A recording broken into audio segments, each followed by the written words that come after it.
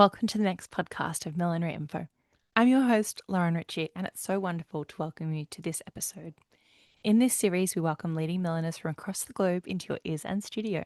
Today, it's wonderful to welcome Imogen Privett to their podcast. Imogen received first prize in the Feltmakers competition. This is a celebration of all things made out of felt, and it's wonderful to hear the process behind the piece and the development she went through to achieve it. She's just graduated from Morley College, so she tells us about the fun briefs that she's got to address in this training. I hope you enjoyed this episode, and thank you so much to our Patreon podcast sponsors for their support of this series. It wouldn't be possible without them. Jennifer Hertz Millinery, the Millinery Retreat School of Millinery, Hatblocks Australia, Hat Academy, Hattis Millinery Supplies, Judith M. Millinery Supply House, Hats by Leco, Lifted Millinery, Louise McDonald Milliner, Millinery Australia, The Hat Magazine, Barcelona Hat Days, and Hat Talk.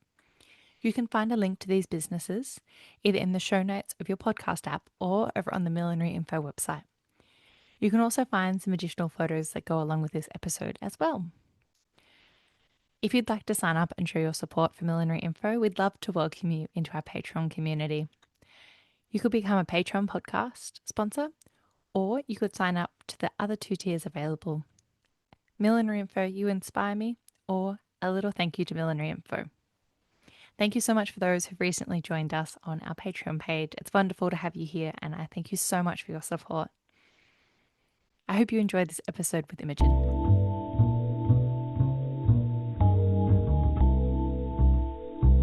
Thank you so much for joining me, Imogen, on today's podcast. It's so wonderful to welcome you and have you as a guest on this episode. It's wonderful to be here. Thank you for inviting me. You have just won the Feltmakers competition, and can we start with this amazing piece? For those that might not have seen it, could you describe it for us and what the competition was for you? Yeah, definitely. So, it's kind of a hard to describe in a way. My husband calls it a wool lace armor bonnet. Fair, But yes. yeah, which does sort of take in, I guess, all the references and techniques. But it's essentially kind of a piece that sits completely over and around your head. So I was quite interested in sort of exploring that, almost like that architectural space of creating space away from the head, with a collar that so all of the weight rests on your chest and shoulders, essentially. And it's made of laser cut wool felt. So the competition was the Feltmakers Design Award, um, as suggested by the name, requires use of felt. Yes. And our brief was to sort of think about new and innovative ways to use felt as a material. Let's jump back to your millinery background. How Yeah. did millinery come into your life and the journey so far? So I guess a couple of reasons. The first was that I used to wear I still do wear quite a lot of vintage clothing. I've always loved vintage hats, particularly kind of the late 30s and early 40s styles. But I also have quite a big head, particularly for women's sizes. So whereas I can buy little kind of perches and things, I can never buy more like fedoras or head fit styles that work on me. They just don't. So originally it was a combination of wanting to be able to wear kind of head fit hats in the styles that I loved. And also because I make quite a lot of my own clothes, being able to make hats that then kind of work perfectly with the outfit. I think a hat is such a fantastic kind of finishing point to an outfit. So that was kind of where it had started. And then just I've really fallen in love with it since then. Amazing.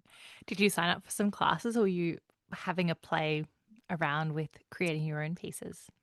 Bit of a combination. So I guess my background in dressmaking and tailoring meant that I was quite comfortable with like fabric hats, making kind of pattern cut hats. So I did a bit of that independently, and then I've signed up for various evening classes. I've done a little bit of online stuff, but a lot of my teaching has been through Morley College in London, which has been fantastic. So I've been doing a course there 1 day a week for the last year, which is where I really worked on that felt makers piece. Amazing. And what was the trigger to dive in and sign up for Morley College? I guess for this year-long course, it's kind of referenced in the piece that I designed, that felt piece that I designed, but I had a year where I wasn't very well, so I'm fine now. It was very treatable, but it really meant that I had no energy for anything other than work, and it made me realize how much the sort of creative side of life and having time to spend doing creative kind of things and making things was really, really important to me. So as soon as I had the energy back again, I had seen this course kind of previously and sort of negotiated some time off from work to be able to do that. So that was kind of the trigger to try and dedicate a bit more time and attention to it. Fantastic. And is your day job creative and related to fashion in any means? No, I would say it's quite creative, but it's not at all related to fashion. So my background's in workplace strategy. So kind of, organizations looking to change something about the way that they work will come to us and we'll help them kind of work through that, what that means. But I now do quite a lot of experience strategy. So I would say that's creative in the sense that you're thinking really holistically about the experiences that you want people to have and how you shape those and how you enable those, but very much not fashion related. That's always been just I guess, a side passion. When did you start sewing? Oh goodness, like I think I made my first thing when I was early teens and then dipped in and out of it a bit. But yeah, it's been for a long time. Probably in my early 20s, and I picked it up again a bit more sensibly and, now own a really unnecessary number of sewing machines. You would never have too many. Yeah. Seven might be too many. Not on my count, but that's quite No, okay. I'm keeping them all. They're all The staying. storage system that's the challenge, isn't Yeah, it? yes, definitely. Yes, that has become a bit more of a challenge with the sort of millinery side of my life increasing. Absolutely. Have you been collecting blocks? What were the first blocks that you acquired? I have been collecting blocks. Inevitably, I think we all do. My husband now says that anywhere he looks in the house, he can see a hat block. Um, Lucky but him. they're beautiful. Exactly. Lucky him. I think particularly the vintage ones, they're such beautiful objects. Actually, some of them I really do just have out on, I would use them, but I also just have them out on display. Trying to remember I think the first one, actually the first hat blocks I were given were from my grandmother, who unfortunately, I didn't know this when she was alive, but after she died, her things were being kind of gone through, and Mm. they found this couple of hat blocks, and it turned out she was actually training as a milliner before she got Oh. married. And then obviously at that time, she got married, so she kind of gave it up and Mm. kind of had kids and all of that kind of thing. But that was kind of a lovely thing to find out. And I actually have one piece that she'd made. It's this lovely kind of cotton organdy, like rolled flower headband. Beautiful. Yeah. Yeah. Oh, how So that was nice. special. Yeah, yeah, really lovely. So I've got two. They're just very classic, as you would have done, and as most people do starting out, very classic kind of dome, crown blocks. They live One on, does get say to, treated by Rent-A-Kill on the bottom. So I think they got a bit woodwormy at one stage. but they get to live on with you and make amazing hats. Exactly. Yes. What was the first class you took when you were thinking about exploring millinery? I think the very first one I took, because I was a student at the time, so I could do day classes. Morley ran a like 1930s and 40s hats course, maybe a Friday morning, I can't remember. But that was the first one because that was an area that I was particularly kind of interested in. And then I think sort of been developing sort of took more contemporary millinery classes following that one. Amazing. And the course with Morley, what's the format? Hmm. You have one day a week there. What have you been learning? What's the structure? Yeah, so we have one day a week, 6 hours a day, with three kind of tutors. So we have kind of Vesna Pasek in the morning and then Rafa Penador and Sarah Lomax kind of rotating in the afternoons. Um, the three different briefs, so 3 terms, 3 briefs. The first one obviously was the felt piece. The second term we were briefed to look at summer occasion hats, so I developed a collection that responded to that as a brief. And then the third brief was around it was pretty open. I think it gave us an opportunity to explore potentially something a bit more theatrical, something a bit more kind of traditional. We could really take it wherever we wanted. It was about thinking about how we express ourselves through headwear. So it's been really interesting. I think it's brought out sides of my thinking around millinery that I guess I didn't know were there, a year ago. It's been fantastic. Amazing. And when you think about when you first entered the course, did you have an idea of Hmm. the styles of pieces you wanted to make when you were learning?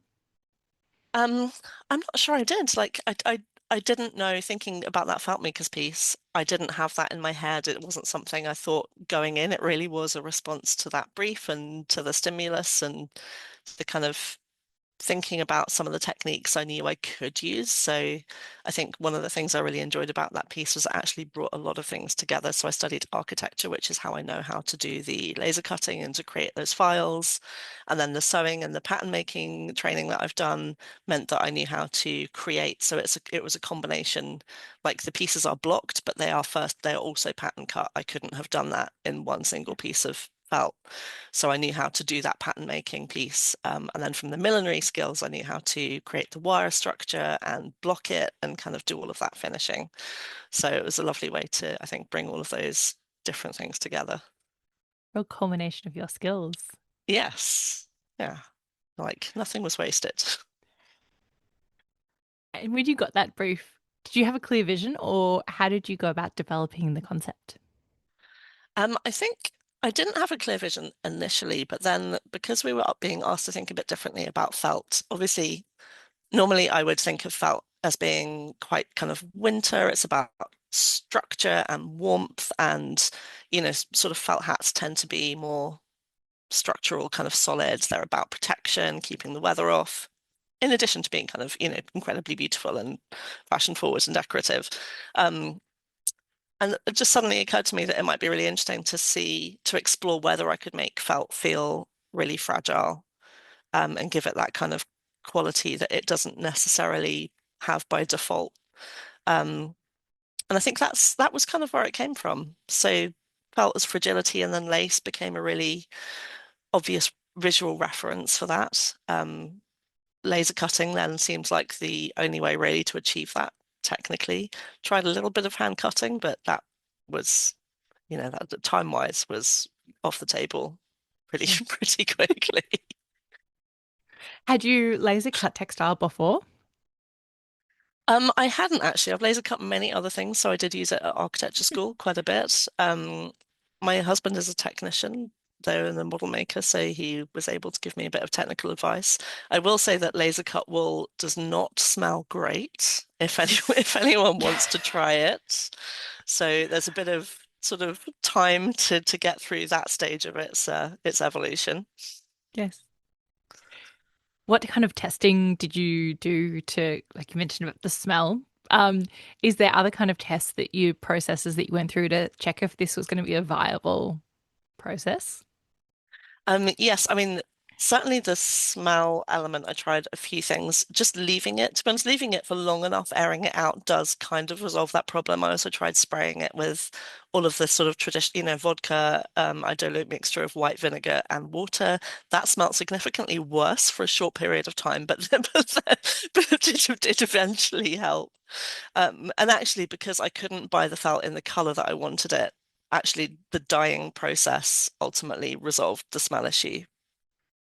Sort of Interesting. soaked all of the soot out, I think. So you laser cut and then dyed the felt. Yes. Yeah. Wow. Wow. Um, yes, there were some technical challenges in that process as well, because obviously, traditionally, if you're dyeing fabric, you want to agitate it so it doesn't get patchy. But you really do not want to agitate laser cut wool felt because it just starts to shred. So that was glad I did some testing around that before committing. It sounds like you achieved the impossible. Not impossible, we got there, but there True, were true, true. quite a lot of trials. Um, and in some instances, to be honest, I mean, I guess an element of luck in it, but educated guesses that some things would work because, as I'm sure you'll have experienced, some things you can't try until you do the thing, right? Yes. You can test pieces and you can test sections, but really until you make the whole thing, you don't know for absolutely sure if all of those different bits will work together. Yeah, absolutely. And was there anything you had to adapt from your initial concept into the finished piece, given all that trial and testing that went along? Um, I'm trying to think. I think it was little kind of micro tweaks and adjustments. So some things like obviously I I wanted the wire to hide in the pattern of the lace as much as possible, which meant that I had to shape the wire to the pattern of the lace and create it on the block. Like the pieces were too delicate to be able to wire it completely freehand. And then obviously wiring on the block meant that the wire was a very slightly larger size than the felt pieces, so that needed a little bit of tweaking. But thankfully, felt is, malleable enough that it gave me a little bit of wiggle room to adjust to that. Um, A little bit forgiving. yes, just forgiving enough that it worked, which was good.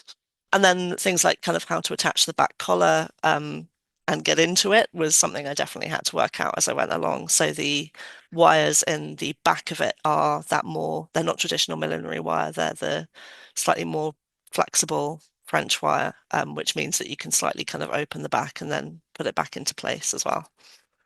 Wow. There's so It's many elements, so many elements. lots of working through, and I have to say, yeah, all of my tutors were incredibly helpful. They've all got, different points of view and different ways of doing things, and that's been fantastic.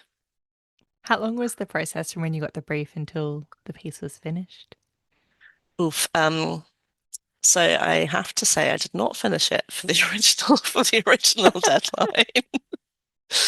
Um, I think overall, we I'm got unsurprised to hear this. yes, yes. It was quite a labor of love. I think we got the brief in early September. I had the design fairly finalized a month or so after that, and particularly given around, full-time work and various other things going on in my Yes. life, I didn't finish it until into January. Yes. So yes, it took quite some time.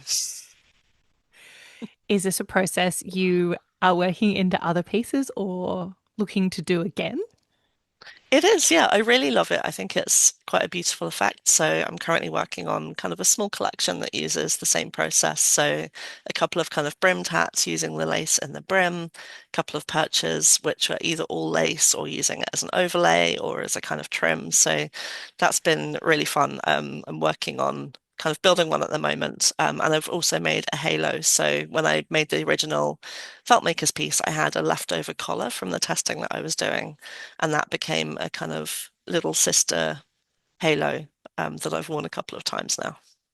It's great. I love the idea that we're going to get to the competition itself in a moment and that Mm. experience, but when you get to represent your piece, the piece is beautiful, but it is quite a statement piece. So possibly Yes. not suitable for every outing, but that you could have a little piece that is still telling the same story and really connects you to your work in this showcase piece. Yeah, absolutely. I've loved having it. And yes, it's the Feltmakers piece is beautiful. I'm really proud of it, but it's not wearable everywhere. It's also, I have to say, given that it's very lace-like, surprisingly warm when Ah, it's well, on. it is So felt, isn't it? it is felt, yes.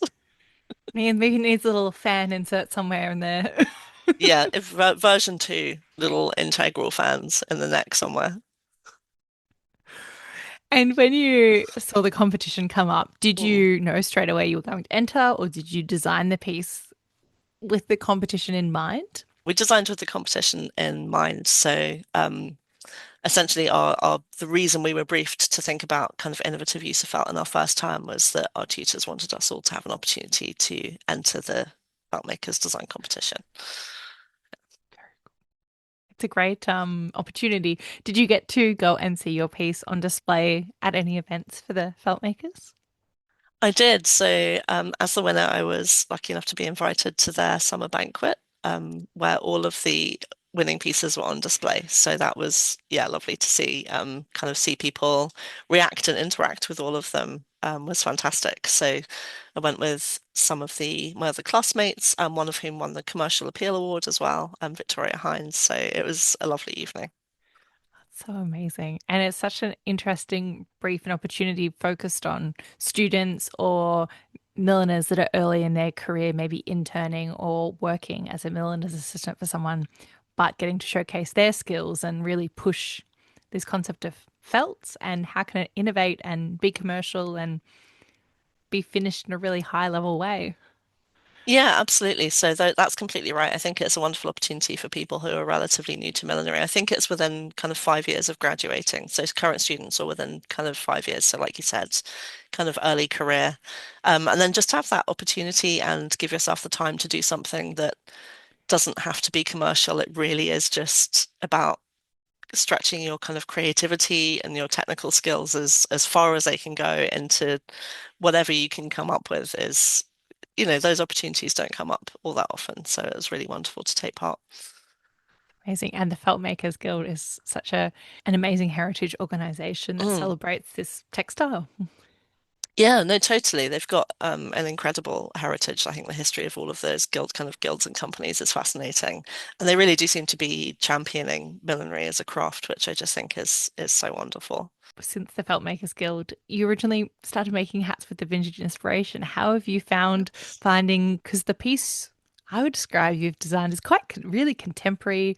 While Yeah. it's got the historic influences, it's such um an otherworldly shape. How have the vintage inspirations and this current contemporary kind of reconciled in your next work? I think to some degree, I'm still kind of trying to figure that out. The summer collection that I was working on really did draw on, I guess, my interest in historical hats. So I grew up by the seaside in a town called Hastings on the south coast, and thinking about kind of summer hats, decided that actually I really wanted to dig into that, the traditional British seaside holiday. As an inspiration.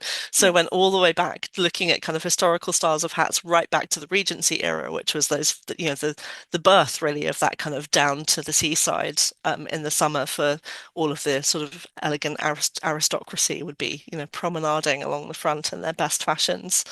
Found some great quotes about how the hat was kind of an integral part of that, and they almost like fashion became was almost more important in that summer season than it was in town. And then looked all the way through to, kind of Victorian, Edwardian, 20s, right up to the 60s. So one of my references were, the knotted handkerchiefs that men used to wear to protect their heads from the sun. So that was really fun and was kind of a nice way to, I think, bring in what I love about historical and vintage millinery, but then try to reference it in a slightly more kind of contemporary way.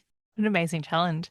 How did you go about, when I think about the historic period, particularly like we think back to 60s straw and even earlier, the Yeah. materials have changed so much. What kind of challenges did you come across trying to modernize these concepts in current day materials? Yeah, they have changed a lot. And I think it was so I wanted to sort of, I guess, reference some of the materials as closely as I could, but accepting that we don't necessarily, like you say, we don't necessarily have access like to the same kind of straw braid or those kinds of things that they were using. So in terms of modernizing it, I think it was a combination of trying to I guess, kind of reference the kinds of things that would be used. But then also, as ever, there's some practical elements in that the thing has to hold together and stand up and be wearable and have some structural integrity. So some sort of balances to be made there. Small I made, details. yeah, small details, but the speak, I think, to what I really love about millinery, it is fashion and craft and art, but it's also engineering and physics and structure and kind of it's just such a fantastic kind of combination of skills and challenges that you have to think through to kind of produce a final piece. Um, so in the boater that I made to respond to that brief, I used a combination of cineme, pinnock pock, and silk organza. Silk, I guess, particularly would have been used in sort of more historical materials, whereas cinema is a bit more recent, but it had a combination of the sort of translucency and lightness that I wanted, but still felt like it referenced some of the sort of more traditional materials, which was quite nice. That sounds like a beautiful balance Yeah. because Mm. just because the materials have changed doesn't make it a bad thing, but it's just about how can we, Yeah. it's an evolution. Yeah, yeah, exactly. And I think that's really fun. And I love sort of being able to pull in kind of new techniques and materials where I can. So, I mean, kind of going back to the laser cutting, I guess, but that's Mm, not a traditional millinery technique, but I think it has incredible potential. You absolutely. certainly can laser cut other fabrics or kind of laser engrave all kinds of things. It doesn't even have to be fabric. There's all kinds of interesting, thermoplastics that I know people do fabulous things with as well. So I guess, yeah, again, coming back to what I love about it, I think it's being able to combine really traditional and incredibly refined craft with then these kind of new techniques and processes and materials that you can pull in as well. Absolutely. It keeps pushing us forward and It giving does. us access to different processes and opens up a whole new design world. Yeah, yeah, absolutely. Amazing. So, with your collection, your summer spring collection, Hmm. what's been next for you? Are you still studying the course or have you dived out into the millinery world? We've just finished the course, so we have a summer Congratulations. sort of thank you. I'll take the congratulations, although I have to admit I'm quite sad about it. It's been like a wonderful year, and the people I've met on it are just falling, they're just a group of incredible women. So yeah, we'll keep in touch. I'm sure we will. But I'll be sad not to be there every week. Um, so yeah, I think thinking about what's next, as I said, I'm sort of working on that collection based on the Feltmakers piece. I also want to kind of complete more of the collection that I designed. That sort of British seaside holiday inspired collection. I only Um, made one of the designs that I'd created. yeah, So it'd be nice to kind of make a few more of those. And yeah, starting to, develop a website and try and think about what my brand is, I think, kind of moving forward. But absolutely. certainly want to keep learning. There are so many fantastic people out there to learn amazing skills from. What's on your wish list for skills? Oh, good question. Something I have always kind of wanted to learn, but I know is phenomenally specialized and takes an awful lot of time is straw braid. So sewing, making straw braid hats. Um, and then there's a couple of new material, like not new in the, I guess new in the grand scheme of millinery, things like kind of crinoline. I haven't really played with very much that it would be fun to explore. I think I love the sort of translucency and the structure that you can achieve with crin. I think there are probably a bunch of other ones. It's constantly evolving, so there's always something new to learn, Exactly. that's for Always sure. something new. What is your making space like? Um, it's kind of the house. Um, yes. We're lucky enough to have a spare room, so at the moment, I'm not full-time milliner, and certainly in London, I can't justify the costs of a dedicated studio off-site.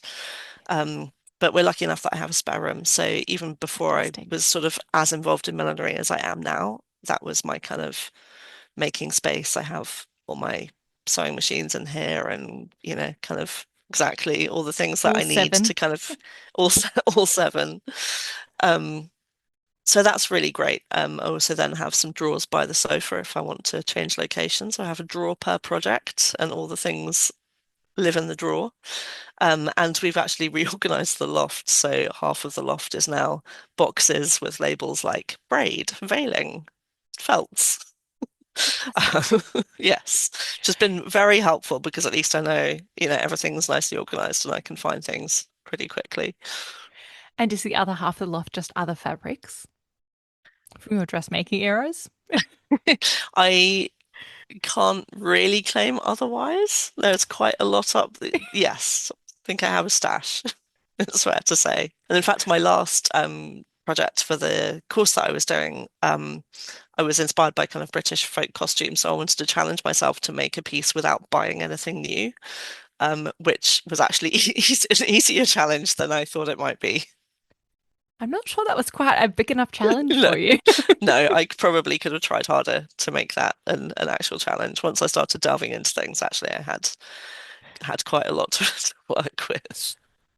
So this was the free brief at the end Yes, of the yeah, the sort course. of Yeah. expressions and headwear brief. Yeah, exactly. Yes.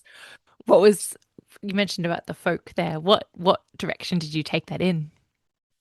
I get inspired by where I grew up. I think May Day in Hastings is a really kind of central part of the calendar. There's a huge thing. The whole town comes out. There's a procession. There's a Jack in the Green, um, kind of Morris dancing. All of those kind of British folk things coming together. So I was initially kind of inspired by that, and then I think, given our sort of current political situation and attitude, I guess thinking about what is tradition, what is Britishness in any case, kind of got me thinking about our current political situation, and certainly I'm sure you'll have seen the news. We're sort of in a slightly sort of difficult position, as many people are, around some sort of tricky topics like immigration. We've had people painting it feels like some of our national symbols have become very highly politicized in a way that I'm not very comfortable with, like the painting of the St. George's Cross onto, kind of street furniture and being used in a way that feels exclusionary.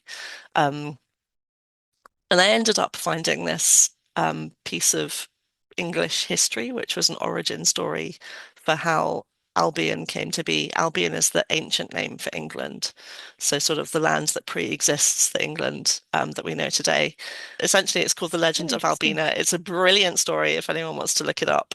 But essentially, the first inhabitants of Albion, the island, were boat people from Syria. So I became kind of interested in that, and the whole piece was really inspired by that. So I was looking at kind of traditional um, Syrian headwear, the sort of shapes, the decoration, the structures, but then using kind of British folk costume as a materials reference to create a kind of headpiece that represented all of that. So it was really fun. Again, it was an opportunity to just be completely no constraints, creativity, don't have to worry about anything practical other than it needs to be wearable. Yeah, really enjoyed Pretty that practical process. element to be considering, though. Yes, needs to go on the head and not fall off. Have you been creating any pieces for yourself to wear out and about? I have done, yeah. So particularly, if I make something, then it's quite enjoy having a hat to wear with it. I have a bit of a coat collection. Really love a good coat, and I feel like a good coat needs a good hat. So if I don't have a hat that goes with something I've bought, I try and make one. Um, so like I have this beautiful kind of bright scarlet red with black buttons 1940s overcoat. So I was working on a little kind of black melusine to go with that, which is, a nice side project. Um, Making, usually do a new summer hat depending on the color that I feel like I'm going to be wearing that year. Hats of all shapes and sizes around, I think, which I'm sure you'll also appreciate, also can add to the storage problem. Just a wee bit. Yes. Easier to fold a bit of clothing you've made up flat and stash it away somewhere. Absolutely. And having them as pieces, I think it's so easy sometimes for us to make pieces that we think, oh, this has got to be for a customer or this has to be part of the collection. But wearing pieces ourselves, having something by the front door, or as you said, you've got this amazing coat, Yeah. having a piece, every time you put on that coat, you're going to pick up this piece and that's what you're going to put on your head. Yes. Yeah. Absolutely. And conversely, I have some particularly kind of vintage hats where I've bought something that I just really love the look of and I have nothing to wear it with. So now I have to go the other way and make the outfit to suit the hat. Either way, they need a buddy, don't they? Exactly. And is hat wearing something, it sounds like it's in your everyday life as it is, whether you've done this course or not. There's an amazing culture of hat wearing in your personal style.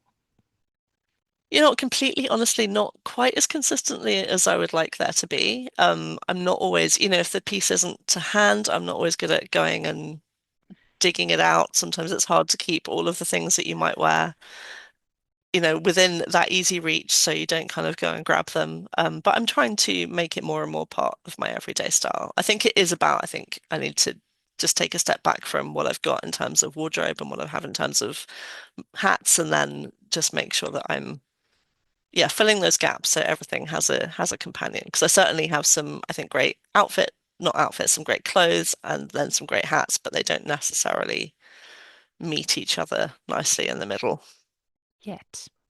yet. Exactly. Yet. Well, it sounds so exciting, and we can't wait to see what you create next. We're going to keep an eye out for our summer hat collection because that sounds like a lot of fun to with the Thank you. historic influences. What is next on your make list? What's on your workbench coming up? So I think that felt lace collection I want to finish off. And then, as I said, the summer hats, there's a couple that I'd made quite a lot of the components of them, but I hadn't quite managed to get them together. So one's inspired by, there's like classic vintage 50s swimming caps with all the little kind of flowers and things on. So But fun. yes, so it's a swimming cap inspired kind of piece, but with kind of pastel colored silk organza feathers. So I'm looking forward to that one. I have all the feathers, but it just needs to be put together. Um, and then I think after that, really need to kind of think about what the next collection is. I think there are lots of, again, as I think a lot of us do, there's that idea that you thought had legs, but it wasn't the one that you pursued at the time, or just something that really sparked your interest and you hadn't quite had time to sort of detail it out. So I want to kind of go back through my sketchbooks and what I've been thinking about and remind myself of what those things were and then kind of start to build those out. But yeah, certainly I think I am very kind of driven by the research and kind of visual references. So yeah, I think digging back into that. Something I realized about myself actually not that long ago was that I don't have aphantasia, which means I don't have a mind's eye, so I can't visualize internally. So understanding that I think has been really important and Interesting. sort of um, understanding how I think and how I kind of get to a design result.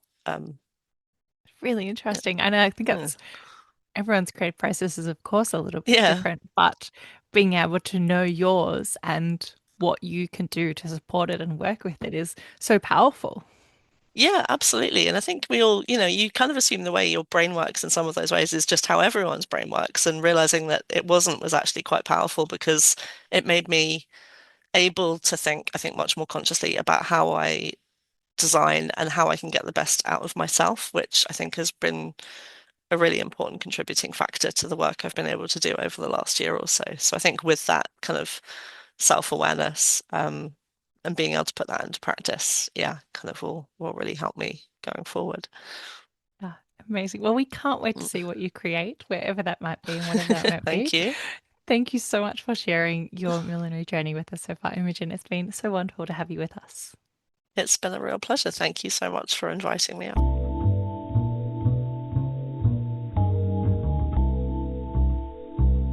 Thank you so much for joining me today. It was wonderful to have Imogen on the podcast with us.